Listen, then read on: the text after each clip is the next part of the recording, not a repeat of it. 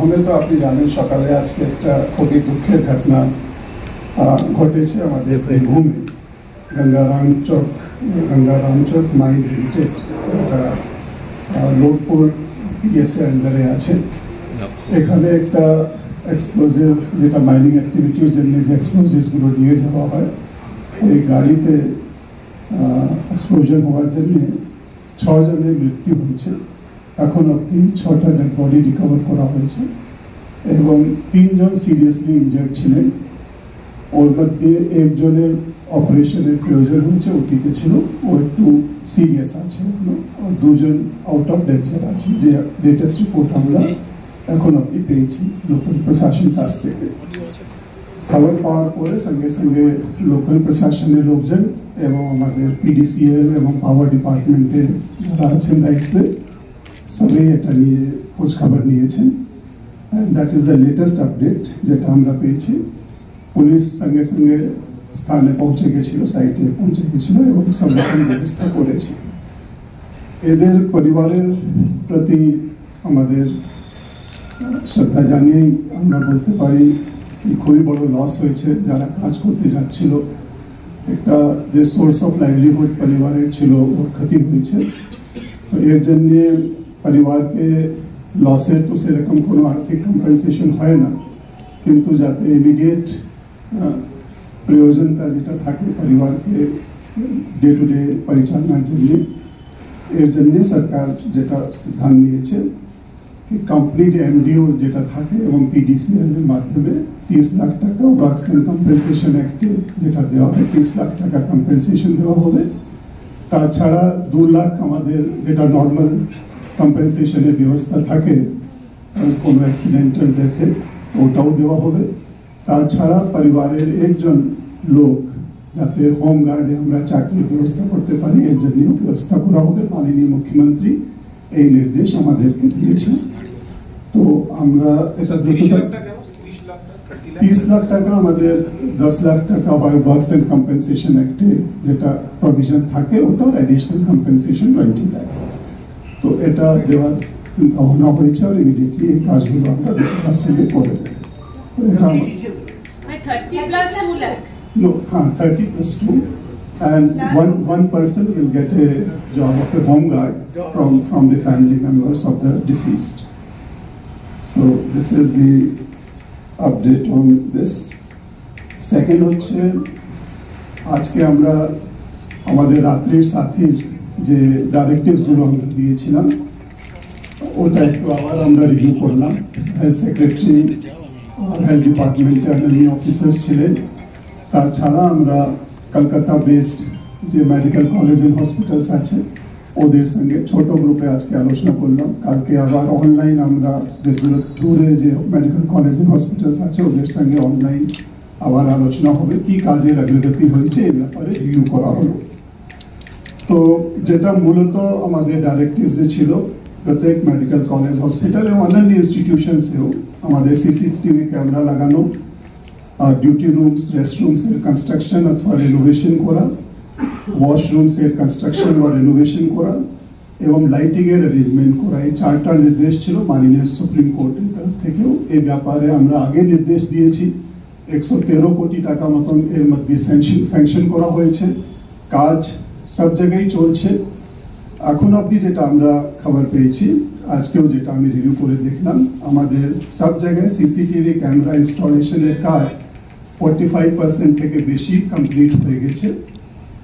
Renovation করার কথা ছিল মেডিকেল কলেজ এন্ড হসপিটালস মধ্যে, এর মধ্যে 62% কাজ কমপ্লিট হয়েছে।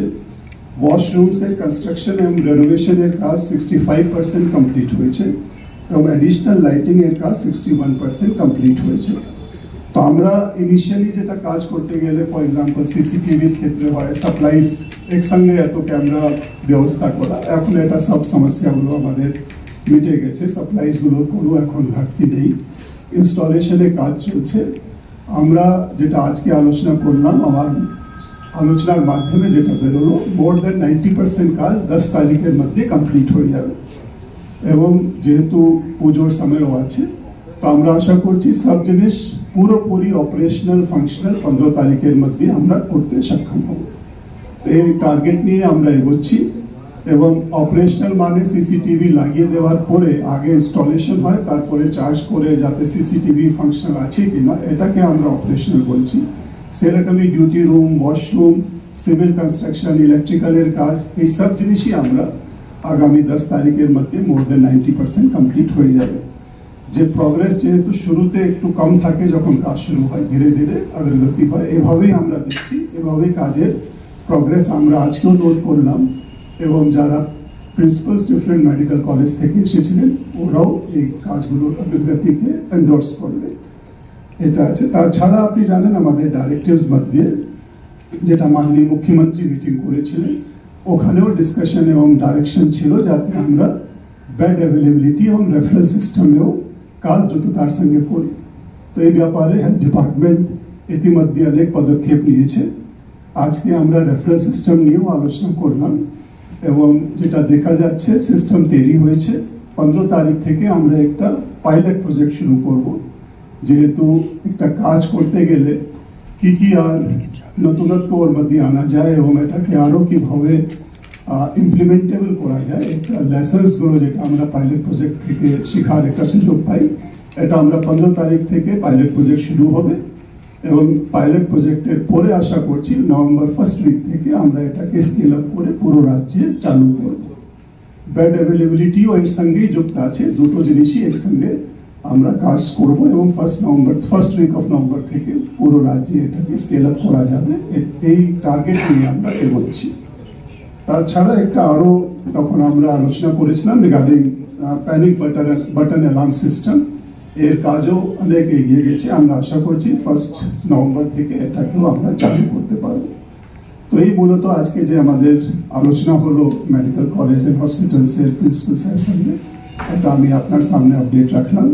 কাজের সব জায়গায় অগ্রগতি হয়েছে, ভালো কাজ চলছে, প্রগ্রেসও ভালো আছে।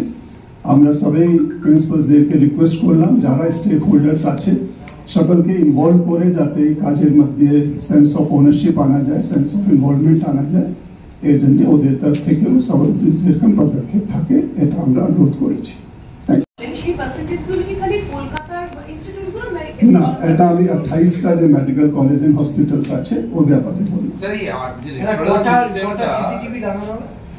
আমাদের যে 28টা মেডিকেল কলেজ এন্ড হসপিটালস আছে এখানে 7051টা সিসিটিভি ক্যামেরা লাগানো হবে। এর মধ্যে 3181টা হয়েছে, which is 45% of the total.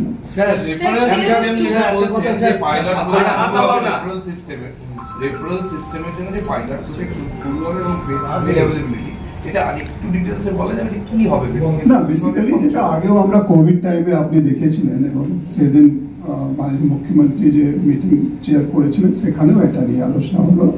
Basically যে বেড অ্যাভেলেবিলিটি যদি আমরা রিয়েল টাইমে শো করতে পারি তাহলে নিচে টিয়ারে যে হসপিটাল আছে ওরা দেখবে কি কোন হসপিটালে রেফার করলে যদি প্রয়োজন হয় আর কি কারণে রেফার করা হচ্ছে এটা সিস্টেমের মধ্যে নোট করতে হয়। মানে একটা বিপিএসসি সরাসরি কলকাতা না করে আগে যদি ওখানে ডিস্ট্রিক্ট হসপিটাল আছে বা মেডিকেল কলেজ আছে ওখানে আগে রেফার করবে। সেভাবে প্রত্যেক টিয়ারে এভরি স্টেজে রেফারেল সিস্টেম যাতে ঠিক মতন থাকে এই ব্যাপারে সিস্টেম ডেভেলপ করা হয়।